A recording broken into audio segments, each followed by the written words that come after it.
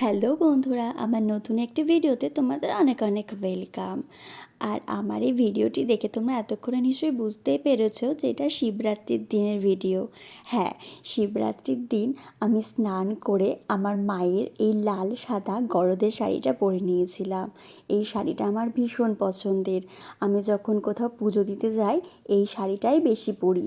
আর তারপর আলমারি থেকে আমার মায়ের এই কানের দুলটাও বের করে নিলাম আর কানেরটাও পরে নিলাম। এই দেখো কানেরটা আমি পরে নিলাম। এই কানেরটাও আমার খুব ভালো লাগে, ছোটোর মধ্যে এত সুন্দর দেখতে, এত কিউট।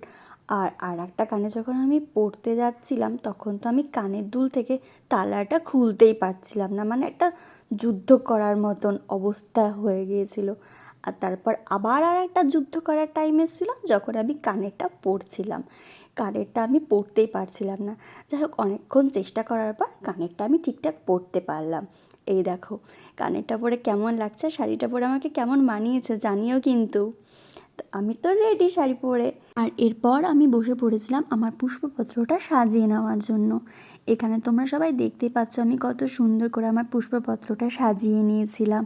আর তারপর আমার পুষ্পপত্র নিয়ে আমি চলে গেলাম মন্দিরে। মন্দিরে যেতে চোখে পড়লো পুজো দেওয়ার জন্য লম্বা লাইন পড়ে গিয়েছে।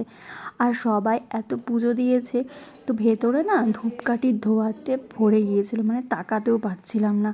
তাই কোনো রকমে তাড়াতাড়ি পুজো দিয়ে চলে আসলাম সামনের মন্দিরে। এখানে পুজো দেওয়ার পর বাড়িতে এসে পরের প্রহরে পুজো দেওয়ার জন্য আমি আমার পুষ্পপত্রটা সাজিয়ে রেখেছিলাম। তারপর আমি পুষ্পপত্র নিয়ে চলে গেলাম মন্দিরে। আর যখন আমি গিয়েছিলাম তখন রাত্রি 9টার মতন বেজে গিয়েছিল। তাই সেই সময় আমি মন্দিরে গিয়ে দেখলাম মন্দির একদম পুরো ফাঁকা, কোনো ভিড় ছিল না।